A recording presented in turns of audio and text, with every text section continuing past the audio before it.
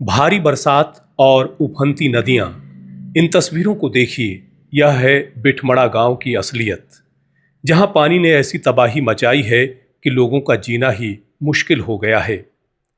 गांव की गलियां डूब चुकी हैं, घरों के आंगन तालाब बन गए हैं और हर तरफ सिसकियों जैसा माहौल है। लेकिन सबसे दर्दनाक बात यह है कि इस मुश्किल घड़ी में गांव वाले खुद को अकेला महसूस कर रहे हैं। गांव में स्थिति क्या है, बाढ़ आई हुई है, लोग अलाचार हैं, लेकिन सरकार नाम की कोई चीज़ नहीं है। सरकार नहीं है, जंगल राज है। अगर ये जो अब पंप सेटों की बात चल रही है, ये प्लान जून और जुलाई में कंप्लीट हो जाना चाहिए था।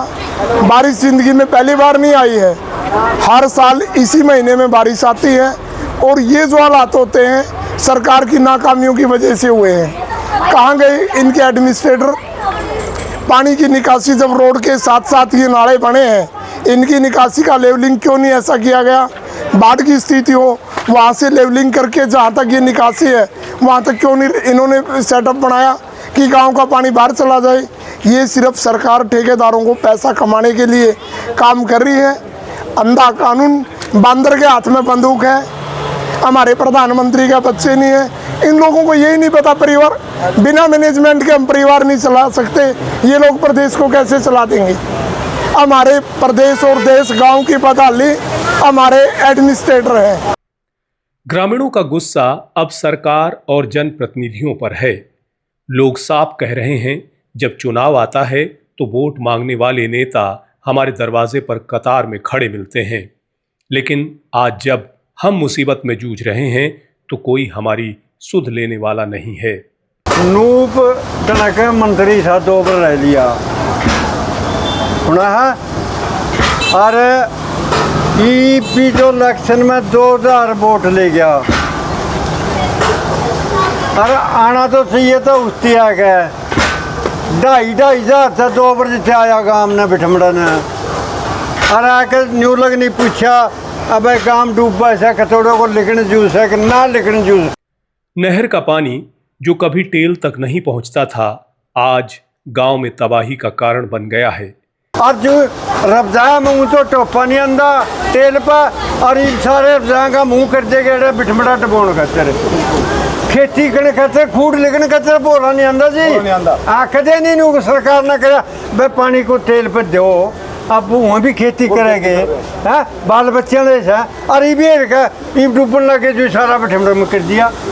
अनूप तो पहला भी सरकार में मंत्री था रही थी सरकार। हाँ, 2 बार मंत्री बना लिया, 2,500 से बिठमड़ा ने जिताया, वोट भी पूरे दिए थे। और इनके भी कई जगह प्रोग्राम हुए उसके हैं, कोई गनखरे काम में तो डले मार अड़े काम ने तो उसकी इज्जत करी है। जहां 10 पंप लगाने चाहिए थे, वहां 2 पंप से काम चलाया जा रहा है। प्रशासन का यह इंतजाम ऊंट के मुंह में जीरा साबित हो रहा है। आप ऊंट के मुंह में जीरा देने से कोई काम चलता है क्या? जो चीज़ 10,000 होनी चाहिए 300 से कैसे काम चलेगा? 20 पंप सेट तो हमारे गांव बिठमड़ा को चाहिए, 10 पंप सेट सूर्य वाला को चाहिए, आसे वाला को चाहिए, गाजू वाला को चाहिए। ये सब मनगढ़ंत कहानी है सरकार की। लेकिन इन हालातों में भी गांव की सबसे बड़ी ताकत है भाईचारा। लोग कहते हैं, हमें किसी पर भरोसा नहीं, पर हम एक दूसरे का हाथ थामकर इस मुश्किल को पार कर लेंगे। गांव हमारे गांव के लोग भोले वाले हैं। वोटों के टाइम में हमारी इनको ज़रूरत होती है। अब उनका मामला सिद्ध हो चुका है, अब इन्होंने हमारी ज़रूरत नहीं है, हमारे को भगवान के भरोसे छोड़ दिया। लेकिन हमारा भाईचारा कायम है। हम सब मिलके, मालिक ने प्राकृतिक आपदा है ये, फिर भी हम लड़ेंगे, जीतेंगे, पानी की निकासी का प्रबंध करेंगे। लेकिन सरकार के भरोसे हम कुछ नहीं कर सकते। हम सब ने भाईचारे ने एक होकर के काम करना पड़ेगा।